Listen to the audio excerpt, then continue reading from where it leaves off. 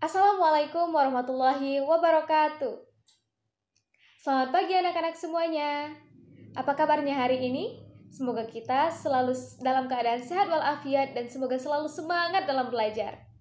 Pada video kali ini, kita akan melanjutkan pembelajaran kita minggu lalu dan kita akan mempelajari tentang faktor penyebab dari keberagaman suku dan agama dalam bingkai Bhinneka Tunggal Ika di Indonesia. Kira-kira apa saja yang akan kita pelajari pada pertemuan hari ini? Maka simak penjelasan berikut ini. Halo anak-anak semuanya. Berikut adalah penjelasan mengenai faktor penyebab keberagaman suku dan agama di Indonesia dalam bingkai Bhinneka Tunggal Ika. Namun sebelum itu, kita harus mengetahui tujuan dari pembelajaran kita hari ini. Tujuan pembelajaran. Setelah menyimak materi yang dijelaskan guru menggunakan media PowerPoint, peserta didik diharapkan dapat mengemukakan faktor penyebab keberagaman suku dan agama yang ada di Indonesia dengan tepat. Yang kedua, setelah berdiskusi dengan teman kelompok, peserta didik diharapkan mampu mengemukakan arti kepentingan keberagaman suku dan agama yang ada di Indonesia. Sebelum memasuki penjelasan materi, ada baiknya kita menyanyikan lagu nasional dari Sabang sampai Merauke dan diharapkan dapat meningkatkan rasa nasionalisme dan jiwa patriotisme kita.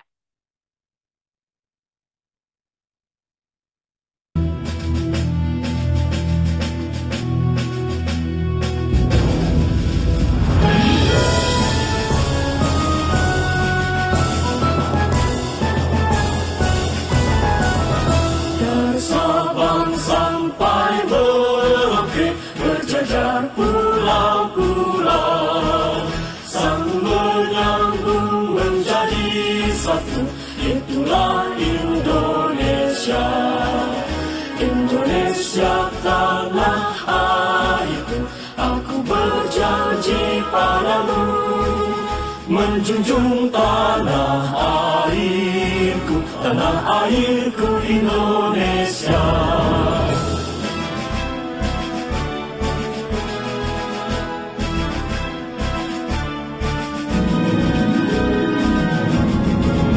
Dari Sabang sampai Merauke berjajar pulau-pulau, sambung menyambung menjadi satu.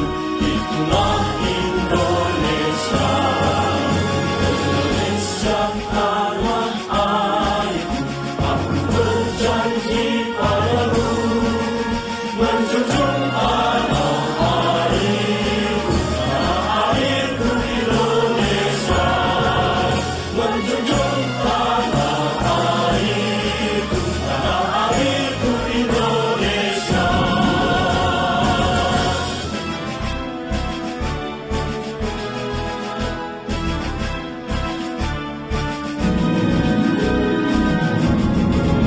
Dari Sabang sampai Merauke berjajar pulau-pulau, sambung menyambung menjadi satu.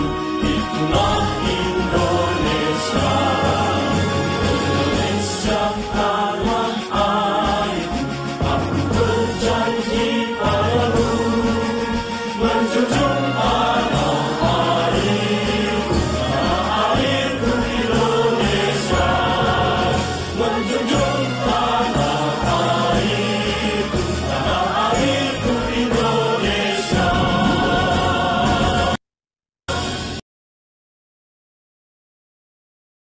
Baik, kita akan memasuki penjelasan terkait dengan faktor penyebab keberagaman.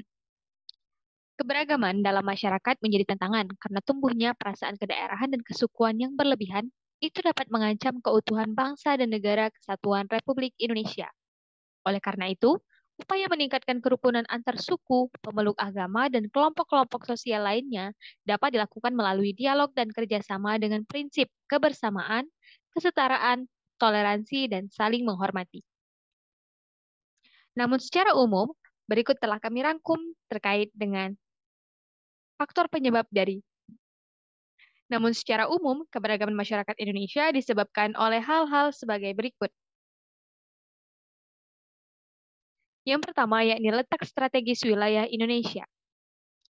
Sini sudah disajikan gambar yang merupakan peta Indonesia yang diapit oleh 2 samudra dan 2 benua.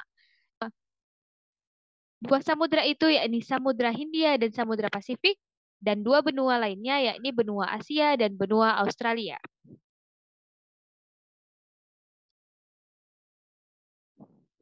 Letak Indonesia tersebut mengakibatkan wilayah kita menjadi jalur perdagangan internasional. Lalu lintas perdagangan tidak hanya membawa komoditas dagang, namun juga mempengaruhi kebudayaan mereka terhadap budaya Indonesia. Kedatangan bangsa asing yang berbeda ras, kemudian menetap di Indonesia mengakibatkan kemajemukan ras, agama, dan bahasa. Faktor yang kedua yakni kondisi negara kepulauan. Negara Indonesia terdiri atas beribu-ribu pulau yang secara fisik terpisah-pisah. Keadaan ini menghambat hubungan antar masyarakat dari pulau yang berbeda-beda.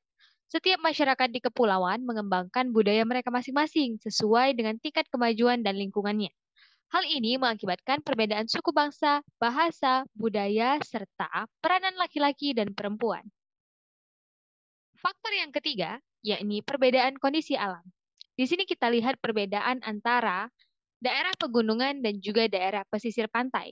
Jika dilihat dari mata pencahariannya, kita tentu mengetahui bahwa masyarakat yang tinggal di daerah pesisir pantai umumnya bermata pencaharian sebagai nelayan, dan masyarakat yang tinggal di daerah pegunungan umumnya merupakan para petani ataupun pekebun. Kondisi alam yang berbeda seperti itu, seperti daerah pantai, pegunungan, daerah subur, padang rumput, pegunungan, dataran rendah, rawa, dan juga laut mengakibatkan perbedaan masyarakat. Juga kondisi kekayaan alam, tanaman yang dapat tumbuh, hewan yang hidup di sekitarnya. Masyarakat di daerah pantai berbeda dengan masyarakat pegunungan seperti yang sudah saya jelaskan. Seperti perbedaan bentuk rumah, mata pencaharian, makanan pokok, pakaian, kesenian, hingga kepercayaan. Faktor yang keempat, yakni keadaan transportasi dan komunikasi.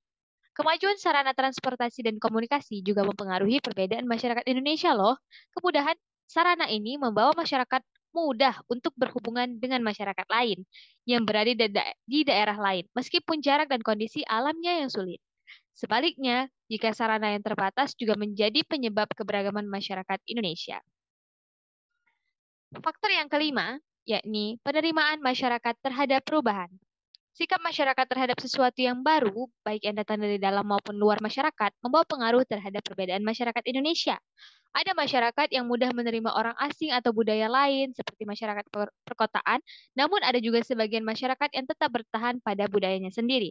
Seperti yang sudah kita lihat pada gambar di layar, bahwasanya masyarakat Jakarta ataupun masyarakat perkotaan lebih terbuka akan adanya perubahan budaya dan juga budaya-budaya luar yang masuk ke Indonesia.